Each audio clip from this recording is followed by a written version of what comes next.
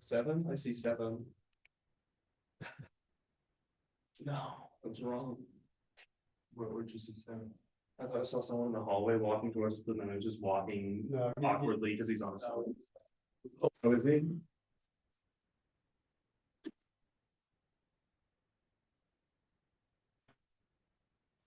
Oh. 6, 7, is that what the cool kids are doing now? Oh man, I'm no, okay. All right. It's recorded. Yeah, all right. Oh no. Oh my gosh. All right.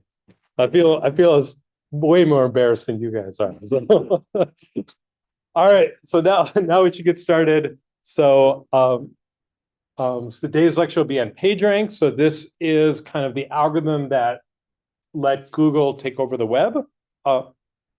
Basically, so this is in the graph part of the course, right? So this will be kind of an important, it'll build on what we talked about for Markov chains, and this will be kind of how you actually want to apply Markov chain analysis, where you get this limiting distribution vector, but how it's actually kind of useful for doing stuff, right? And so this really is what was kind of the instigation of the search engine for Google. So we'll talk about one more lecture on communities within graph analysis, analyzing social networks next week on Monday, and then we'll have the end term test. I know you're all finishing your final reports. Hopefully you're not just starting them now. And those are due at end of the day today. We will talk on Monday about what'll be on the end term. I'll review that a bit. And also, you still have part of your projects left to do. You have to make a poster for it. And so I will talk about that on Monday as well. It'll be due the last day. I think I'm legally allowed to have a due date.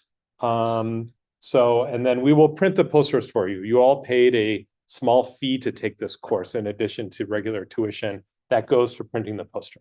Okay, so we will handle all of that for you. All right, so we'll talk about that next week, Monday. Okay, but and I think we graded the dimensionality reduction homework, and that should be posted on Canvas. And this one we're on track. So that one hopefully will be graded, or at least we'll be able to get feedback before the end term exam. Okay.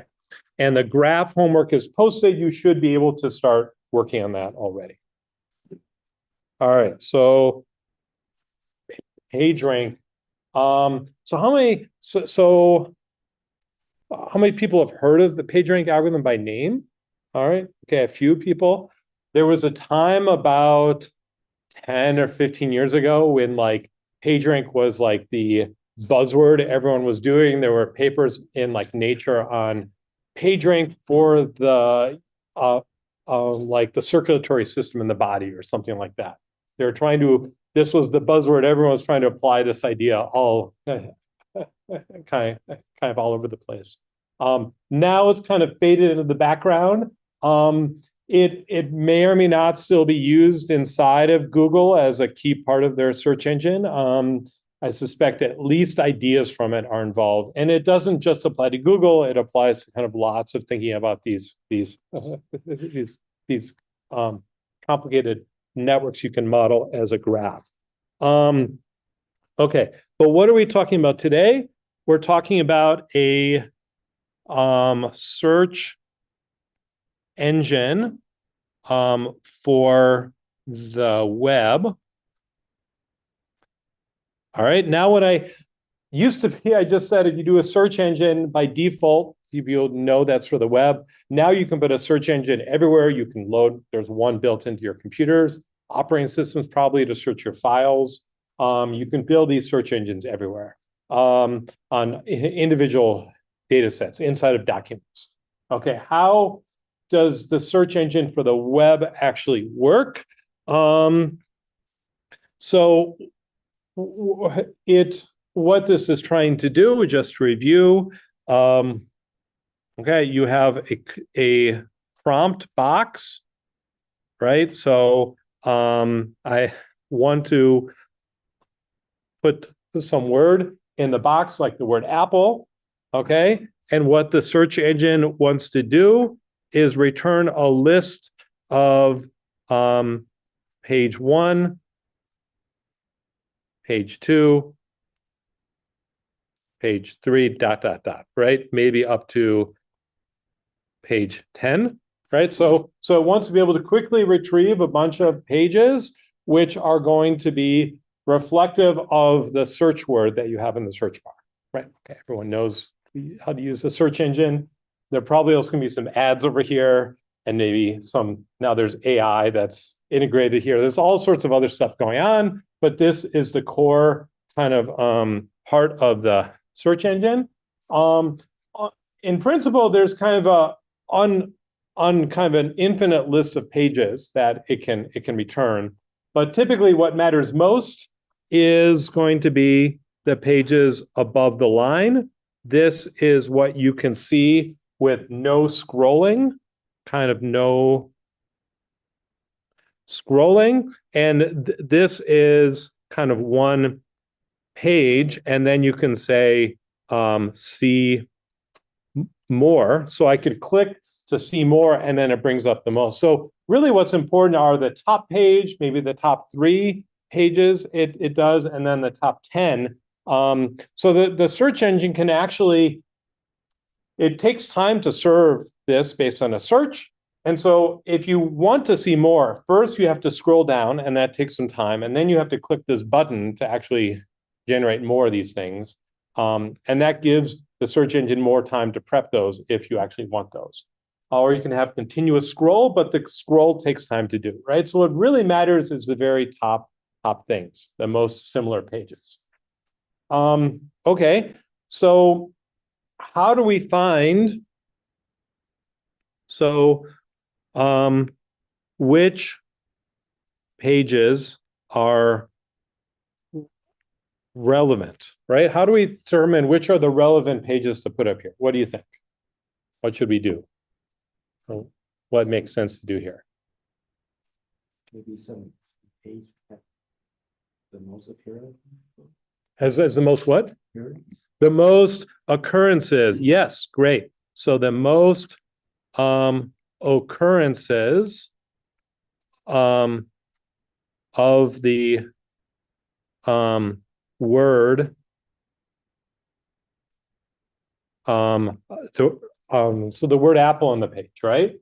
Okay, great. So this is actually how a lot of the search engines are built. This is the basic premise behind them.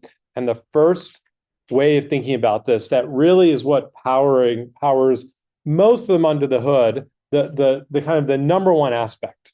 It turns out this is not enough, right? But let's pause and think about this part. How would I answer a search engine? How would I return the top pages that have the most occurrences of the word apple, or something? The word apple appears a lot, in some sense, maybe relative to the page, something like this. How would I get the most? How would I do a search for this?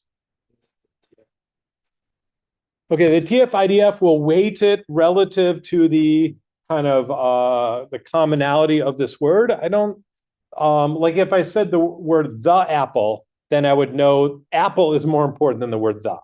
Okay, so the TF-IDF plays a role in here someplace. It knows which are the important keywords, right? But again, I have to find which pages to report, right? Across the whole web. How do I do this?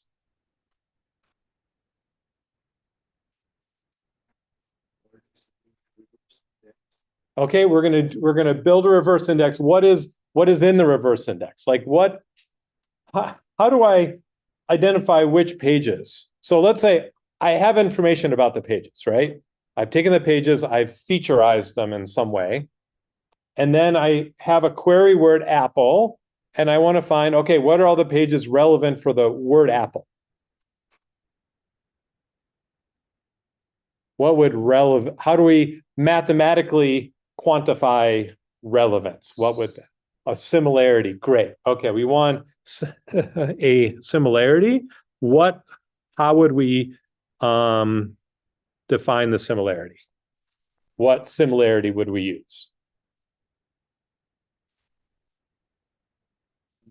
Cosine similarity. Okay, good. The cosine similarity, and how would we featureize the word so cosine similarity made sense? Featureize the pages.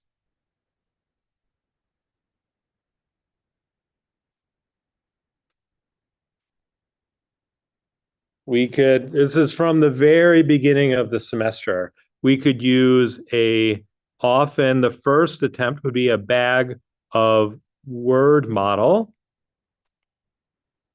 right? So that means that the page gets mapped to a vector in, say, 100,000 dimensional space, where we have 100,000 words that we possibly consider, let's say that's a reasonable number. And we count the instances of each word, right? Count the instances of each word. So how many times I record in this vector, a very sparse vector, so I don't maybe store it as a vector, but how many times the word apple appeared on that word, and maybe I normalize it by the total number of words. Okay, then this would give me a similarity, and I would rank the page that had the highest percentage of the use of the word apple. Okay, let's say another similarity I could use would be Jacquard. Right? How would Jacquard similarity be useful?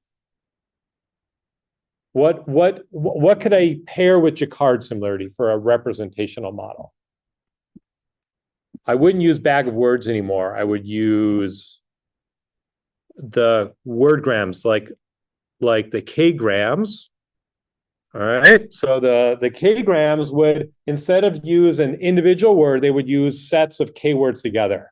So for instance, if I had said apple computer, or distinguished from apple fruit, well, then the pair of words apple computer, right? It's probably not what people call it anymore, but apple computer, well, then this would tell me, okay, I know I don't want it to be the apple I eat. I care about the apple, or apple pie. I care about apple computers, right? So K-grams would allow me to then I have to represent the page as a set, and I need to use this min hashing trick.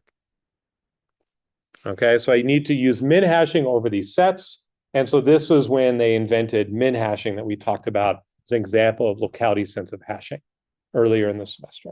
It was basically developed for these applications, right? The initial web search companies were building tools like this, and they need to scale them up to the scale of the web, which was admittedly much smaller back then, but the computers were also much, much weaker and smaller. Okay. So we modeled the text, and the page is just a document, and then we vectorize them as word2vec or as sets, and we use min hashing to kind of identify these things. And so there was debate: is bag of words model better, or the K-grams better? And there was kind of there's versions of both that worked reasonably well. Okay, Okay, great. So the early search engines basically did this. This would include things like, so let's see if I can throw out some names and see if anyone's heard of,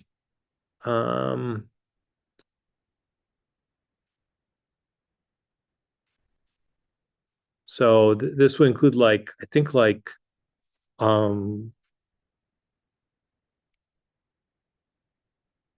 Alta Vista.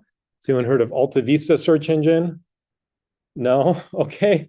Alta Vista was when I was first on the web in the late 90s, this was kind of one of the most powerful search engines. It was powered in this way.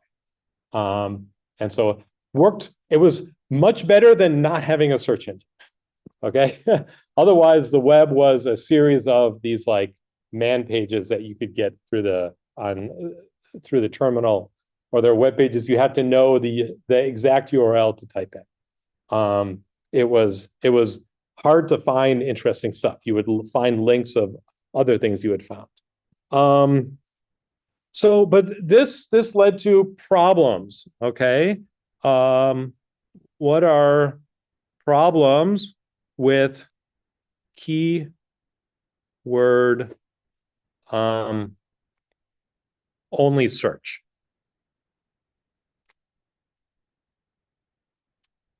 Okay, what are problems that you could think of occurred, and these probably did occur.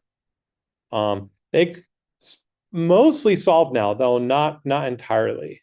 Maybe even argue some versions of this are getting worse. But what could go wrong with this? Yeah.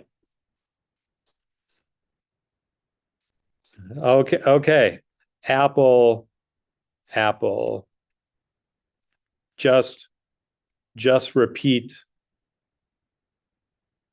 the keyword, right? So as I mentioned back then, the most popular search term was like Britney Spears. And so if you just put Britney Spears' name over and over again on the page, then your page would get indexed very high by these. These are like the search, the search engines, and that's what a lot of people were searching for, and your page would come up, right? So you would want your page to be found with these search engines, and you could kind of build like a fake page, okay? Okay, so this is, you'd have a kind of fake page, and what you would do is you would have your content, right? You can have like your favorite fan page for like the X-Files or something, which that's what people would do back then. And then at the bottom of here, you would just write Apple, dot, over and over again at the bottom. And the content you wanted to show up here would be up at the top. But if you looked at overall the page, it would have like thousands of instances of the word Apple. So when someone searched in Apple, they would often find your page. Or if you want to index for X-Files, you would write X-Files over and over and over again. Okay, that is clearly, they're talking a lot about X-Files. It must be interesting, but no, they're just copying these words over here. And you can put them in, if the background was white of the web page. This was less common back then. You could have had a blue or yellow background, but you put it at the same color as the background. And so you don't even know it's there unless you kind of try and do a highlight on it, right? And even that was less easy to do than it is now. So you could build these fake pages that would get indexed very highly here, right? So, all right, so this was a problem. And so there was like a solution to it. So the search engines would find so pages where, say, in the bag of word model, if Apple, the index, was greater than 0.1, right? So these are all 0, and these are like, they're like 100,000 words here, and there's one word that is more than 10% of the time. Like, okay, this isn't realistic. They can't be talking that much about Apple realistic, or maybe you want to set it at 20% or something, but it's above some threshold, you're probably doing this trick. So you can come up with these kind of rules to kind of find these web pages that are being indexed not because of just their content. You can do other things, like if I want this to be about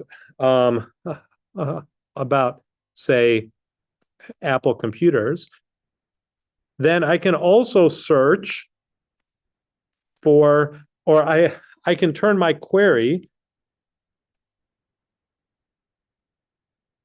into, instead of just Apple for this word, I also put in the word computer. I put in the word iPod.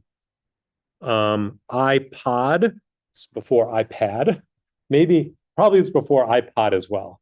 Okay. But like you could think of having these other words that might be searched for if you're searching for the word Apple, put those into the query and match this against the web. Okay, so if I want to query this, I can come up with what are other sort of related words that, and I could maybe try to find some example web pages and say, what are other words that have high TF-IDF score on these good web pages? And this will allow me to stay up to date, right? So I can ask this in the query. And then this prevents just copying the word Apple over and over again. I kind of diversify the sort of questions I'm doing. And so these were kind of a lot of hand engineering was going on to try and optimize these things for at least for the most important queries.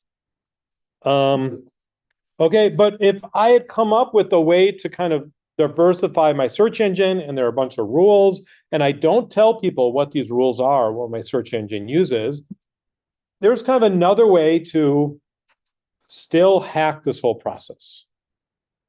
That's similar to just copying the word Apple at the bottom in the same blue font as the background of my web page. You guys have probably not experienced these web pages with horrible color design. Okay, so how else could I fool it? Think of like, use a trick from like overfitting in machine learning. How would I figure out how to get my web page to be indexed really well by like a search engine for a certain word? Rare. Well, rare, okay. I don't want to make it too rare. The higher the cosine similarity, the higher the value is for the search word, the more the similarity, the more it'll show up in the ranked list. There will be a ranked list of similarity. I was gonna say maybe synonyms are similar. So I can try and do, but how would I find out what those would be? That in particular, that a search engine used when it transformed its query into something. Well, what if I had some examples of pages that were ranked really high? Use classification. Yeah, but where would I get my data from? So examples. How would I get the examples? Scraping? Well, we're going to get to scraping. Yeah, I can scrape web page, but what do I scrape?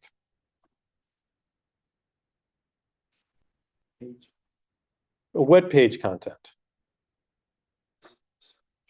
Yeah, I search for the word I want to be indexed highly in. I find all the pages that are ranked highly, and I go and copy the content from those pages and paste those down in here. Right? So if this is way I can kind of learn what the search engine is optimized for and take examples of that and just paste it into here. And this became kind of hard to beat. Okay, there's this competition between people trying to monetize stuff on the web and the search engines trying to provide useful content, right? You still kind of see these, especially around Thanksgiving when you search for recipes for something. This is the worst. The recipe web pages are the worst. They kind of copy some other good recipe and make another web page with tons of ads on it, right? And but what they do is they figure out what are the most kind of things people search for, and they get those indexed really highly. And right, so you can always find what web pages are indexed highly by a search engine, copy their content into your web page, and kind of fool the search engine in this way. And so this was kind of a game of kind of cat and mouse between the search engines and the people trying to get their web pages indexed. And you could hire companies to do it. And it was kind of, and then Google would say, or other companies before Google, but also with Google, if you hired certain companies to try and promote your web page and they found out about it, they would de-index you and stuff, right? And it was kind of a crazy way, because we were just using these keywords, and that was not able to kind of capture everything we wanted here.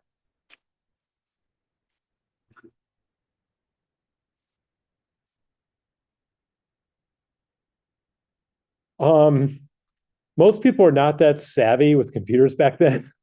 You have to I had a friend in college who had, when he was in high school, had set up a business doing this stuff and had made a lot of money because no one even, they're like, I think I need a web page, but I don't know what that is, right? There's no Squarespace or anything, right? It was not that hard if you know what you know today, but back then, very few people kind of knew what was going on, right? And a company would just automate all this for you.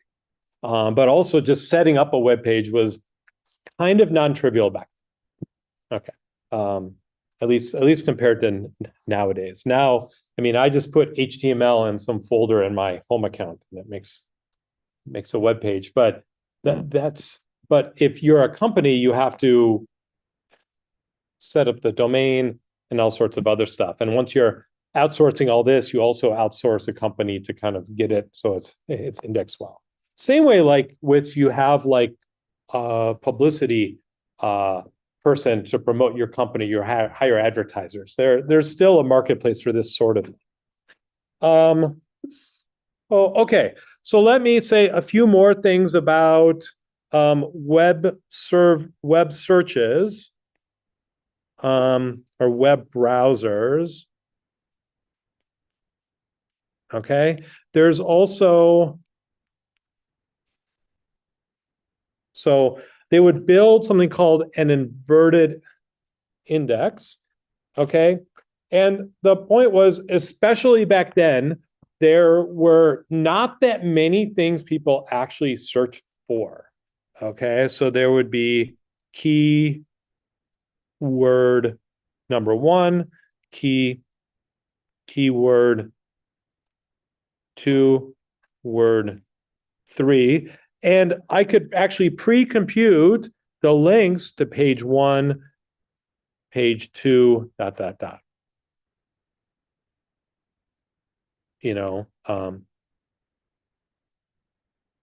So I could pre-compute the top 7 or top 10 web pages, because when someone search for something, I need to return the top 10, and then it's very rare that they would get past the top 10.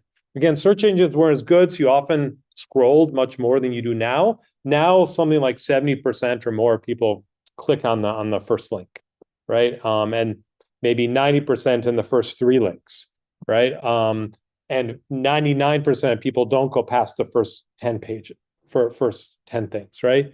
Those percentages were all lower when they were getting this working, but still they could pre-compute the first number of pages and store this. So when someone searched for the keyword, they already have pre-computed all of this, right? So this is the inverted index, and this allowed them to kind of save this information ahead of time.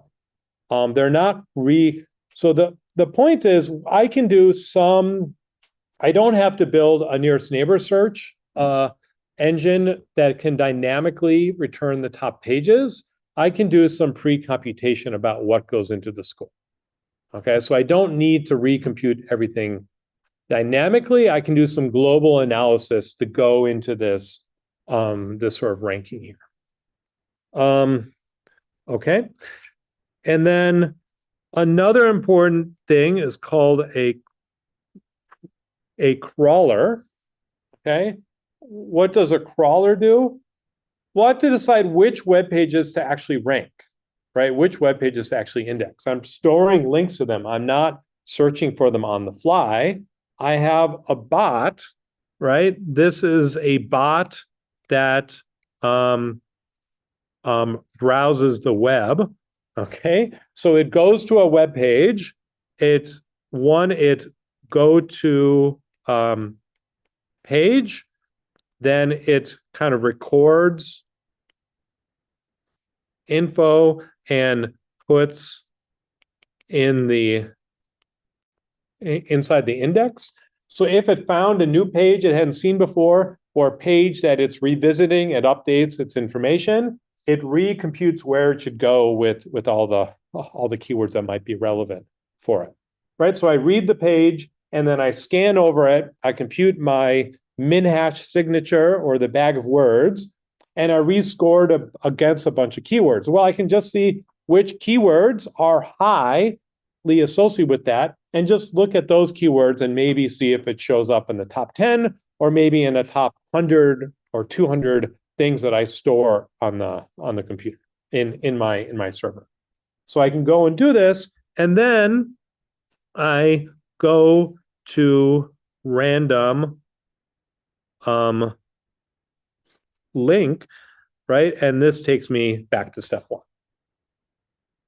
Okay, so an important thing about the web pages and the web and why it's called the web is there are these crawlers like a spider crawling on the web, and the web pages are linked together by the hyperlinks between the web pages. It wasn't just a set of documents, but they had these links in between. Okay, and the crawlers took advantage of this. This is how it found the web, in that it just went from one page to a random link on another one, and then the ones that are interesting, it stays stored in the database. Yeah. So I kind of don't most websites nowadays, I don't know if you can always access, but they have a page called like robots.txt. Is that what these crawlers use? Maybe. I actually don't know how this works in the modern day stuff, but Okay. they'll send a bot that will download the web page, like your browser will download it, and it will scan it for information about it to determine how it should be indexed. This to some extent is still used. I asked because I'm pretty sure robots.txt is used to so robots.txt. Yeah. This is kind of an instruction for the crawler. Okay. Yeah. So you can give instructions for the crawler that can help tell it what you think are the information about the web page. Sure. When I built my web page, you put some HTML tags that were kind of things we thought were useful for how it was put in the index, right? So you make sure you have a title that is informative in it, and there are other HTML tags you can put in there. Now it's much more advanced in that they leave nice messages for the crawlers to read and help them index it. But so this kind of structure is kind of important to understand. Okay, so this is how it found all the web pages. And so when Google was starting, they just had crawlers running all the time, trying to visit pages as much as they could and find new pages to index and collect more and more information.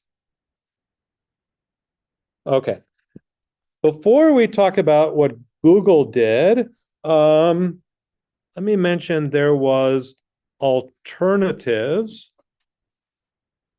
to search engines. Okay, so it was not clear that search engines were going to be the way people that like found stuff on the web. Okay, so there were things like so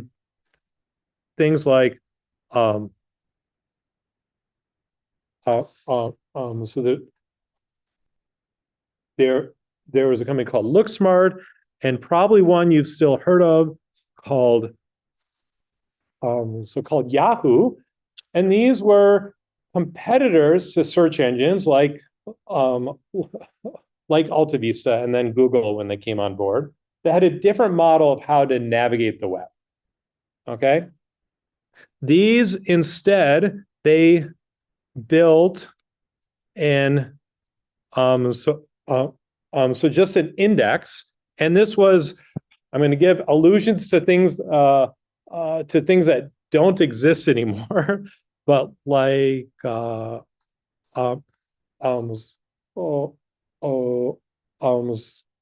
like a Rolodex, if you know what a Rolodex is. Used to have information card for every contact you have, and you have them in a thing that spins, you can pull them up. Okay, maybe you've seen them in old movies, or like the yellow pages, right? Do you know what the yellow pages are? used to get a book in the mail that had just a list of names and phone numbers in it, listed alphabetically, and you could put ads in this, right? And you would get them and you'd throw them directly in the recycling bin.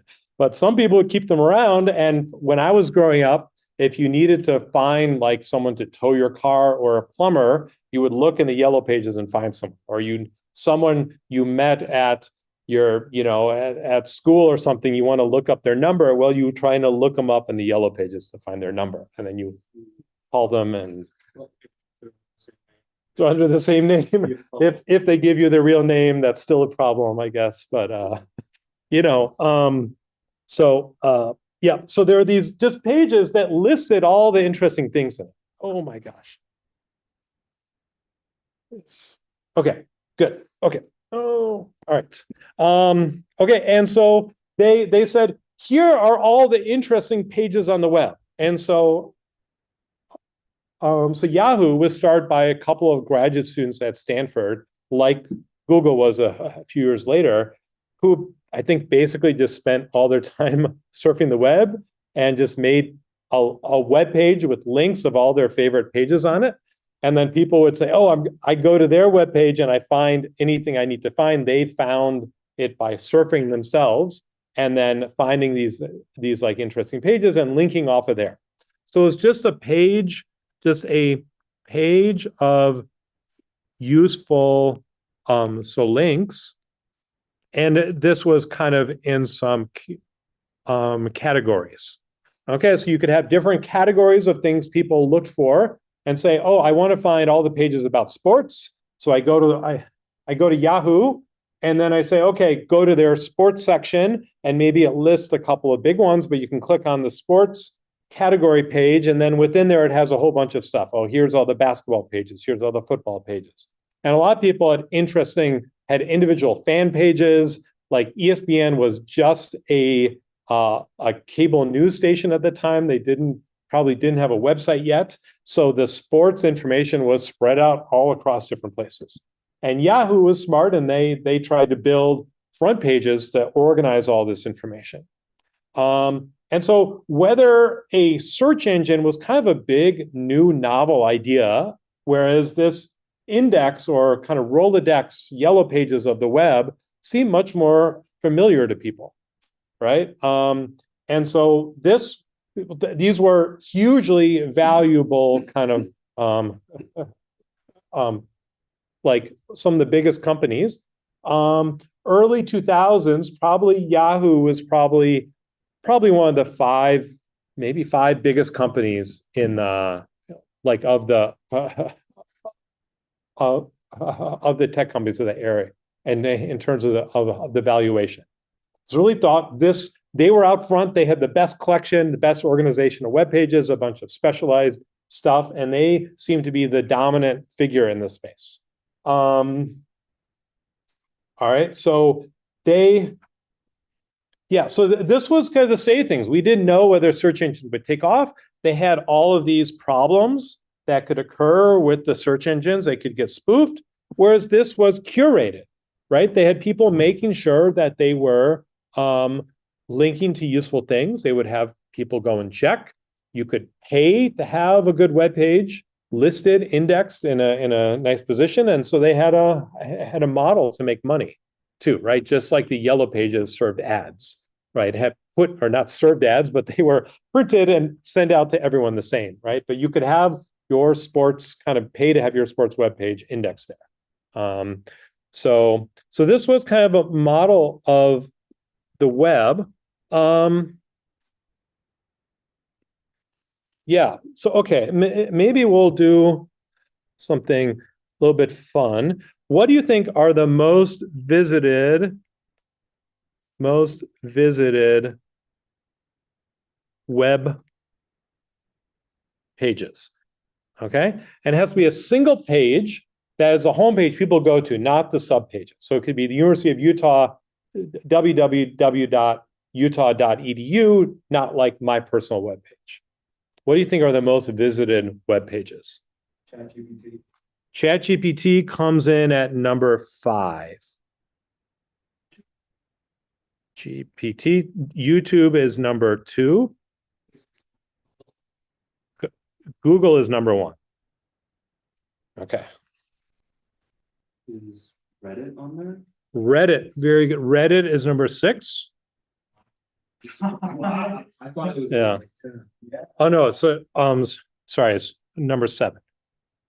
Okay, that's. Yeah. Okay. Facebook's number 3. Twitter or X is number 6. I still call it Twitter. Instagram's number 4. That's on the webpage? Yep, people go to Instagram.com. They view it through the webpage, not the app, I guess. I mean, this does not compare against apps and so forth. Now, for instance, the last time I did this, there was a lot more. There are still some Chinese companies up here, but there are a lot more Chinese companies. Around COVID, kind of most of the Chinese web is through apps. It's through WeChat or through like Alibaba ecosystem. People almost never go to the actual web pages anymore. That may be coming here. I was in China for 3 weeks this summer, and it was very hard to get used to. The web pages like really don't work very well there anymore. So this is just web pages. Where do you think Yahoo is? The last time I did this, Yahoo was still in the top 10, actually. They've done a really good job of keeping their main page really well indexed. Yeah, or Yahoo.com. So there are 2 Yahoos that I have I can see on my list. 2 versions of Yahoo. Okay, who thinks above less than 10? Okay, less than 15? Less than 20? Less than 20? Okay, Yahoo itself is number 13. Yeah, I think it's just like a homepage that people go to. It has news. I looked at it today to kind of do some research. It's just serving news like any other page, and has linked to some other Yahoo products. Yeah, so let's see. 8 is WhatsApp. 9, you'll probably what? There was a website. Yeah, I know. Is it safe to use use it on the web? It doesn't make a lot of sense, but it shows you how popular kind of WhatsApp is. These are worldwide indexes, right? I think WhatsApp is used kind of a lot more around the world.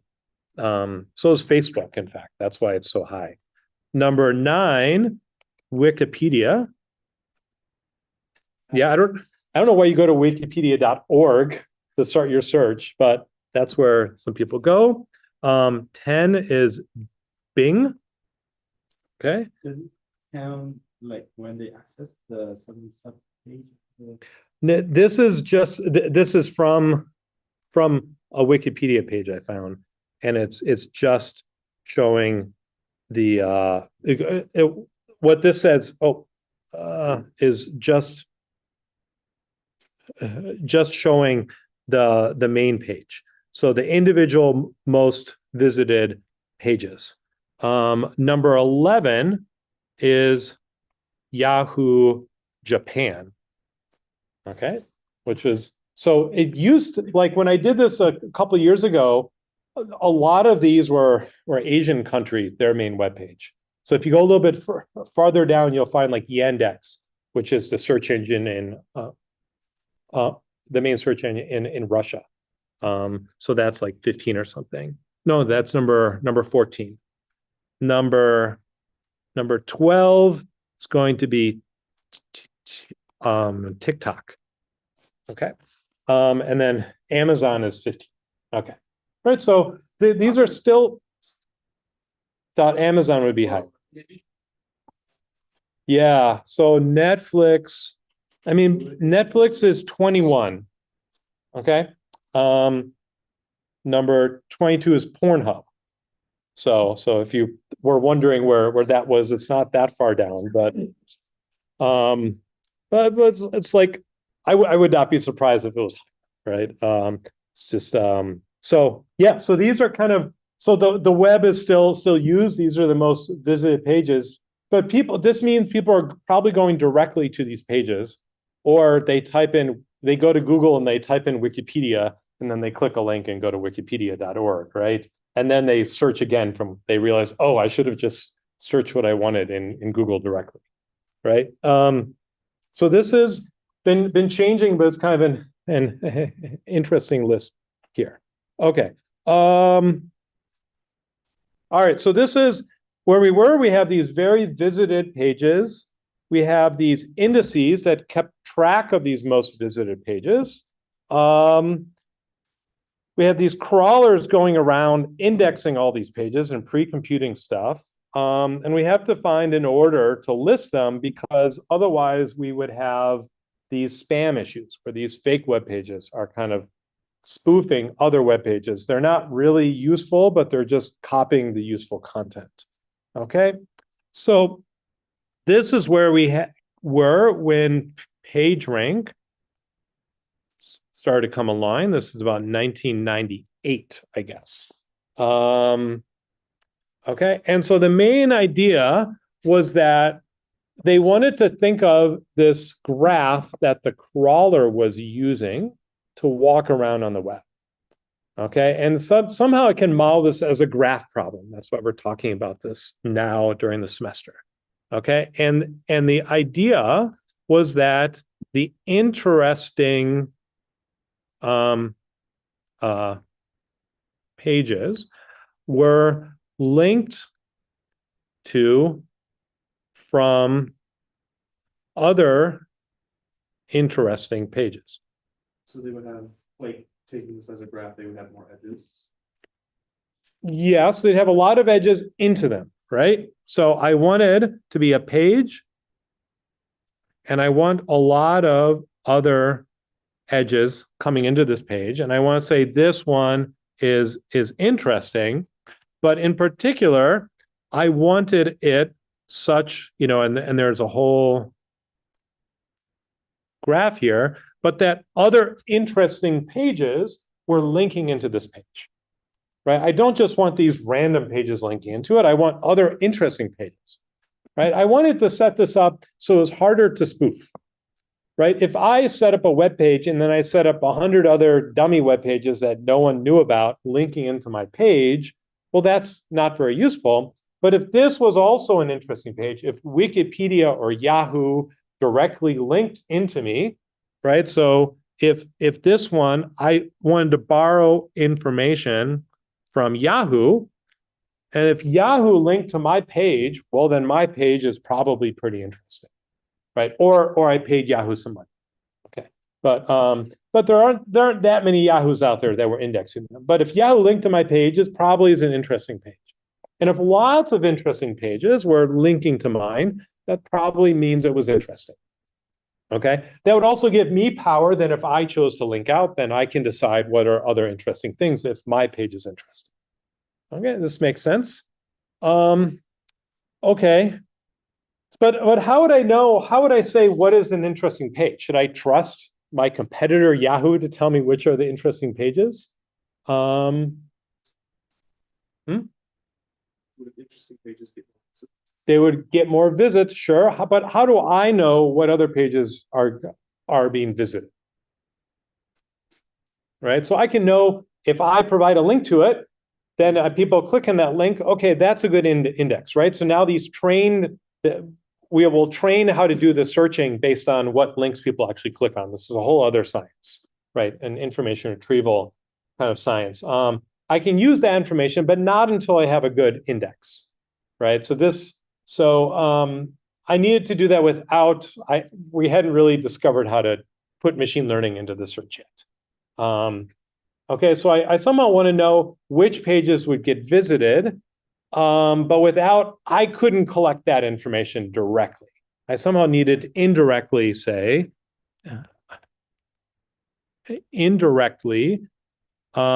which pages were visited. Okay, and the idea was by a random surfer. So someone randomly surfing the web. Okay. Again, these companies were created by grad students sitting in their offices and their rooms, just browsing the web, going to a web page, finding an interesting link, going to the next web page. This was their mental model of how people browse the web, and that's pretty much how it worked back in the day. Probably still some browsing goes on like this. Okay, they needed to understand, what would a random surfer do? Right? If a random surfer, would they likely find my page? They would have to get to an interesting page, and then from there, they would likely get to my page. Okay, how would I model this? Well, they actually had been simulating this process. Actually, the random surfer was simulated by the crawler, right? The crawler that was building the index and reading all the web pages and seeing what was updated and kind of putting them in the index, it was actually doing this random surfer model. It was walking around randomly on the web, going to a web page, indexing it, finding a random link, and going to the next page. So if a random crawler kept coming back to a page, probably is pretty interesting. What the people just random? Back then, probably, yeah. I mean, yeah, it's okay. So if you were trying to do something, you could set up links to, link to your friends and try and elevate their page. Yeah, I probably did this.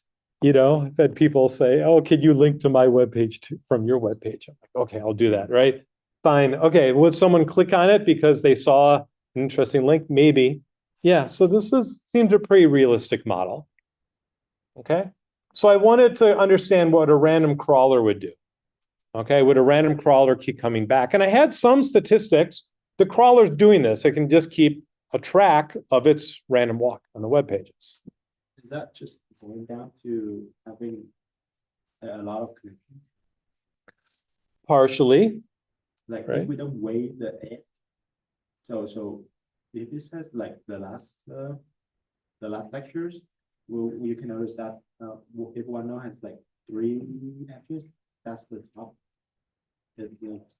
Yeah, the average page is, say, 20 edges, right? There's much bigger graph, and every average degree, let's say 20 is about good to think about. Probably larger nowadays, right? The utah.edu webpage probably has 100 links on it, right? The course webpage, it's probably 1,000 links on it, right? But a lot of web pages are smaller. Okay, so it's not just the edges, it's kind of how much would a random surfer walk on there. Okay, so I can kind of collect statistics, but what if I decided instead, well, what if I built the what if I built the whole web graph? Actually built it and stored it as a graph, right? I can run, then I don't need to, the crawler was kind of slow because I had to send information back about the web page, and it's doing other stuff. I just care about how things are connected. So I can just run my random walks on this graph, or I could do better. I could compute like the eigenvector of the graph in theory, right? And so the PageRank model by Page and Brin, right, talked about this in terms of the eigenvectors of the graph. They said, what we want to find is the first eigenvector that tells me the probability a random surfer will be on my page. All right, so this tells me that the top eigenvector equals probability a random surfer is on the page, right? So if you remember, we computed that limiting distribution, and some of the values were like 0.15. I mean, so I do a random walk on that graph, 50% of the time I'm on this node, and then the ones that are in the corner of the web, right? The green one, it was only 5% of the time, right? And in reality, these numbers are much lower, right? on average, they're like 1 out of 100,000. So they're really small values, but it's still informative values. This PageRank value, so okay, so the PageRank is basically going to be based on this. This isn't quite PageRank yet, okay? This is not quite where I want for PageRank. So, but if I do this random crawler, it basically gives me the probability a random surfer will be on the page, and the higher that is, the higher I should index the page. It should be a combination of this value and if it matches the search query, right? So now if someone throws a random web page out there that is not linked to anything, and even has the right keywords, it's not going to be indexed very high if it doesn't have a high score in PageRank. And if pages are useful, other people will put links into them. This was the practice, like following someone back on Facebook or Instagram. You link to their webpage if you thought they were interested. Okay, this did not quite work yet, as described. The issue is there was kind of the main web, and there are a bunch of pages, and right, so this part was strongly connected. So this is kind of the main part of the web. Kind of maybe Yahoo and LookSmart didn't link to each other, but a lot of pages would link back to them. So you can get from one page to any other page on the web, right? This is strongly connected. I can get anywhere. There's kind of the kind of new pages, and these would link into here and maybe link to other new pages, but they maybe Yahoo had not linked back to these yet. Okay. And then there's also the like honey traps, right? Or whatever, that there were links into these, but there was not a link back to the main web. People would say, I'm going to build a really useful web page, but I'm not going to put hyperlinks on it. Or I want to say, I want to have a, this is where I'm going to sell some stuff, and I want to get people to come to my web page, and then I'm going to have a paid link going to this web page where someone's going to make money. They're going to sell some like sneakers on the web or something that they bought off of a cargo ship, you know, and maybe it's not entirely legal. So, but I'm going to try and draw people into my page and then point to them and get them indexed. Okay. And so the web looks like this. There wasn't a rule that there was no way to get back here. These web pages were not incentivized to link back to this part of the world. There was no incentivization to do this. So what happens when I run a random walk on a graph that looks like this? It gets stuck, right? All the traffic, the random surfers goes into here and maybe gets, and then if they're clever about it, they can siphon it off into some place that is going to make the money. Okay, so the web kind of looked like this. And so the random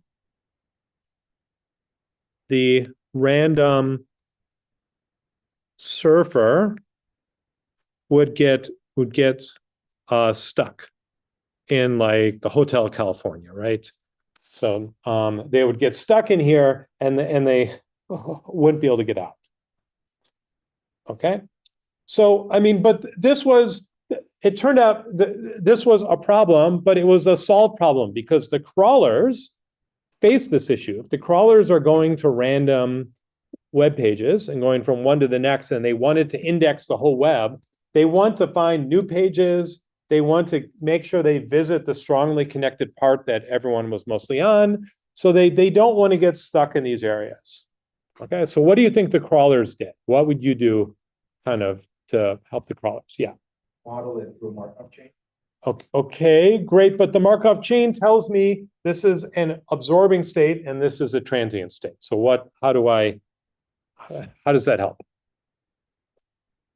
Like, okay. Okay, the teleportation. So how does this work? So it's like using a friend, go to another random place and try to help them. Okay. Okay. The word is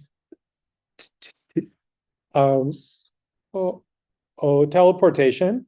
And the idea is that every about 7 steps go to a random page. Okay, and this could be uniform random. Typically how it is, right? So I would take 7 steps in the random walk, and then I got somewhere, and then I go to a random page. How do I know what random pages I have? Well, I've built an index. I've crawled the whole web, hopefully. So I just pick one of the random web pages I have, and I jump to that page. Because the model is if you're randomly surfing the web, you follow link, you keep reading. After maybe about 7 steps, you're like, okay, this has gotten to me to someplace I'm not interested in. Let me jump to someplace random and start over again. Why so? I was surprised it was so low, but it is, that's about what they use. There's some features. List that the video I want. Is something like every person on Earth is connected to everyone else. 7 degrees of separation. 6, 7. Yeah. I think there's this notion of that happened again about 7 degrees of separation, and where if you might know someone who knows someone who knows someone who in 7 steps you could. It used to be in my day you could write a letter to someone who would try and send it closer to someone else, and they ran experiments like this. They'd pick 2 random people in the U.S., say, try and send a letter to someone. But it needs to be someone who knows them, and they would take about 7 steps on average. And whether that's true in the web, what this would mean is that if I took my probability transition matrix and I took it to the power 7, it would then probably be kind of complete. That there'd be some chance from everyone to be able to get to everyone in one hop, right? Yeah, so I think that's maybe roughly true, but a lot of the mass would end up in these areas, right? So this is kind of, I think there's a way to view this as a regularization in some kind of estimation process you're doing. And so that's another way to think about it. But I think the idea was if you're randomly surfing the web page, maybe about 7 random links, and you kind of get off track. And so right. So then once I have this, now I can model this as a Markov chain. Okay, so I have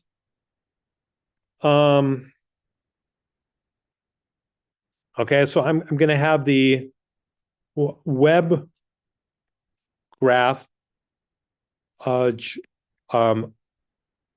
J-Sensi matrix A. Okay, then I'm going to L1 normalize A. We'll call this L. Okay, so this will be a probability transition matrix, but it may not be ergodic. Okay, and then I'm also going to have a teleportation matrix.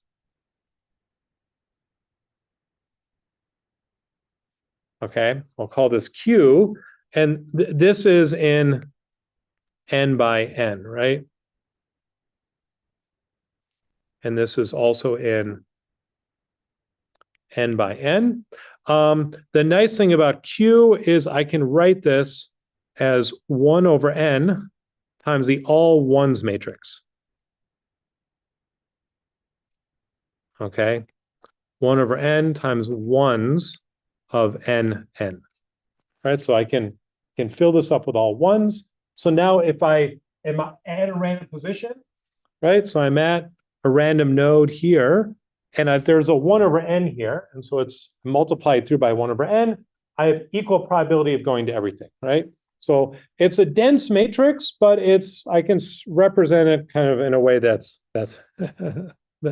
that's compact. Okay, and now the PageRank matrix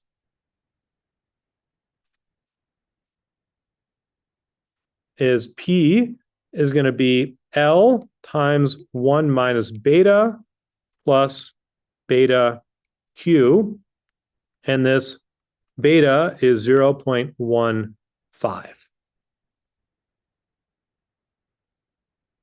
Right, so this is about 1 over 7. This is typically what's used in the model. Okay, and so this is a uniform teleportation, and then the PageRank P star is going to be P to the power M for Q0 as M goes to infinity. Okay, so now this is the PageRank vector, P star J equals the probability a random surfer on page J. Okay, and so this is how we should think about it. And they added this into their magical ranking formula, and it made everything much more stable and everything much more trustworthy in their search engine. And kind of over the next year or two, they kind of quickly became the dominant way that everyone was using the web on Google was based on this like basically this idea here. Okay, so this gave kind of a reliable score for the trustworthiness in some sense, or the meaningfulness based on the wisdom of crowds of the web page.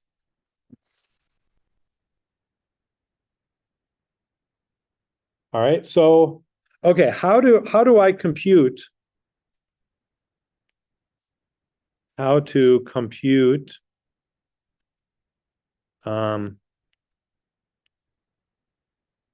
P star? Okay, we talked about this a little bit on Monday, but let's kind of maybe review. So what are the ways we talked about how to compute this in this lecture? What's the default way of how to compute this?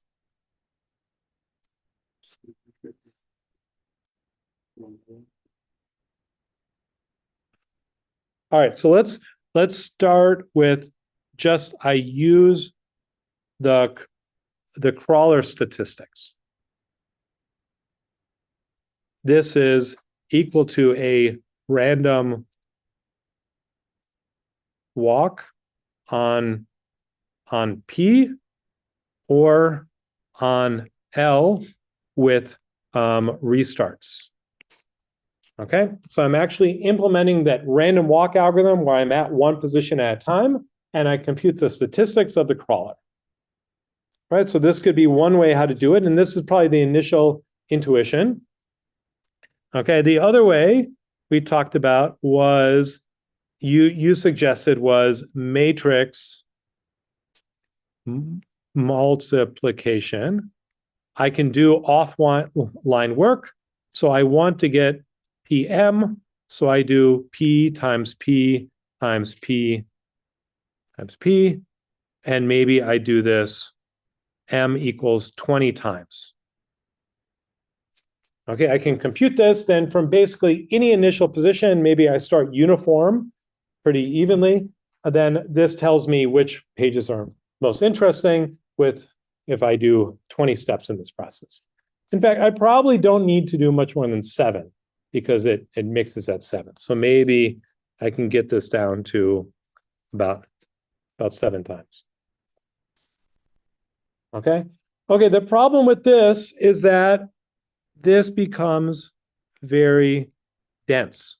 Okay, back then, hundreds of tens of thousands, maybe 100,000 web pages, and most web page had like 20 links to it. So I went from storing 100,000 times 20 things in the graph to 100,000 squared. And that blew things up. They were really limited for computational resources, and that was too big. Okay, so this was too dense. This means out of, so I would run out of memory if I were to try and build this. Okay, I don't need to build this. Okay, so what would other ways of doing it?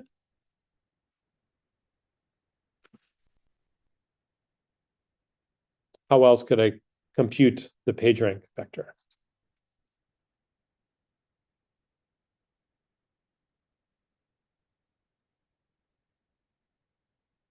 I can compute the matrix. Well, P was dense, in fact, already. L was the one that was not dense, right? This is dense.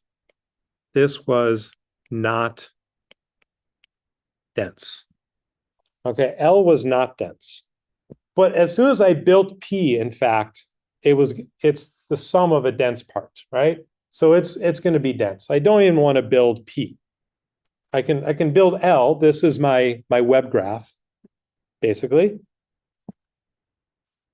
So basically it rules out if I can do the eigs on the matrix P, like actually big linear algebra libraries like LOPAC existed back then, and you could get a supercomputer.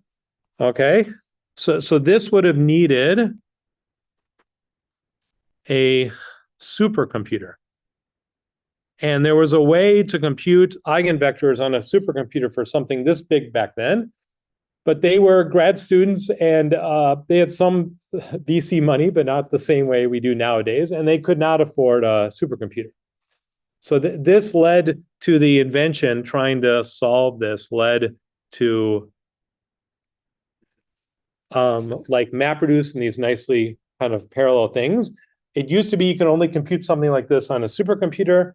MapReduce allowed you to kind of scale this. If you've seen a picture of them in their grad student office, they found all the computers they could find around the building and had them all running, computing this, but they're all old computers that people are giving away. They couldn't rely on supercomputer, which was a completely linked together system that in order to store everything it needed in memory at once. Okay, so this wasn't really feasible either. Okay, so they had to compute this. They could rely on crawler statistics, but as I mentioned, this was kind of slow. It was okay, but they'd rather something that could be updated more dynamically. This would have an issue of have the crawlers mixed yet, right? Have they walked around enough to get enough statistics? Hopefully you'll see in your homework that this approach will converge much slower than these other approaches, but these require much more memory and size. There's one more approach, which is what they actually use. Okay, this is the power method. Okay, and I want to compute Qj equals P times Qj minus 1. And I just repeat. Just repeat this step. Now, P is dense, so I can actually write this as L times 1 minus beta plus beta times what I call this Q.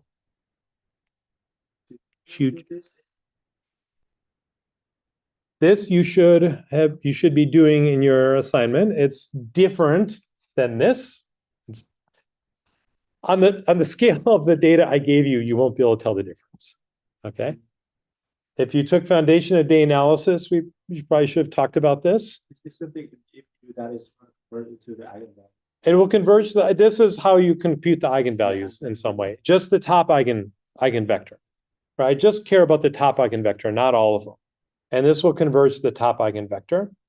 And in fact, I can break it down into this is L times 1 minus beta times q j minus 1. This part is sparse plus beta times the all one matrix. It doesn't matter what qj minus 1 is. This always gives me the L1 matrix. Okay, so now this part is sparse. And so this is a constant. Okay, so I can do this step fairly efficiently. I need to do it 7 or 20 times, and it will converge pretty well. And in fact, I don't need to start from scratch. I can start from my old estimate of the PageRank matrix of the PageRank vector, and I just have to update it. So what they would do is every night when the traffic would slow down, they would try and recompute this from the old PageRank vector from their updated graph from the crawlers. And they would run 1 or 2 steps, and the more as they got more computational power, to just kind of update it a little bit every night, right? And so this operation was sparse. I just have to do a vector times a scalar times a sparse matrix, which I can do proportional to the number of links in the matrix. Okay, and this is just adding a constant term, which is regularizing the process. So no probability is below some threshold. Okay, and so this is how it was computed, this power method approach. Okay, and then they figure out how to do this with MapReduce. This was like 5 or so years later. They figure out how to do on MapReduce where they could scale this out to a huge number of really cheap machines on this enormous web graph. Okay, as the web got bigger and bigger. So great. So this is the PageRank process. Ultimately, this will give you the PageRank vector, which is kind of a representation, a stable representation of kind of how often a random surfer would visit a page on the web, but it can be used to analyze other graphs. It can tell you how central a node is, and kind of what is the really important part of the graph, and which are the parts of the graph which are hard to visit and are kind of more in the extreme parts, right? And this gives you a way to identify the important nodes in the graph in this sense. Okay, great. So yeah, any other questions about this or about the era? I mean, this era in computing, this was kind of the beginning of the web in the early 2000s, late 1990s. It had a very similar vibe to like what's going on now with artificial intelligence interests. It felt there was kind of a real shift. There was a lot of companies growing up quickly and then sometimes crashing kind of very soon afterwards. People who kind of left their jobs to start kind of do startups. I had a friend who was a grad student at Stanford at the time, and said the craziest story is he was walking around the halls and someone asked him, which way is the bathroom? He's like, oh, the bathroom's just over there. It's like, you must actually work here. Let me offer you a job on my startup, right? So they were just like, if you were associate with Stanford Computer Science, they were like offering you kind of jobs and startups or to be on boards of companies and so forth. So it was pretty exciting time. I had someone who I was working with who kind of took time off from his postdoc to try and save the company he had founded, and it ultimately crashed and everything. But the other thing is, right when I graduated from college in 2003, the dot-com bubble had just crashed, and it went from the year before. Everyone was getting kind of these really amazing jobs, like people getting 6 figures out of undergrad, which at the time was just like unreal to think about, to then the year I was graduating, not everyone was getting jobs. And so that might kind of sound familiar a little bit. Within a few years, it was kind of, hiring was up again, and people who knew how to use the technology were kind of on top of things. So kind of optimistic for this era. So, but we'll see. I know there's lots of uncertainty and lots of cool changes, so.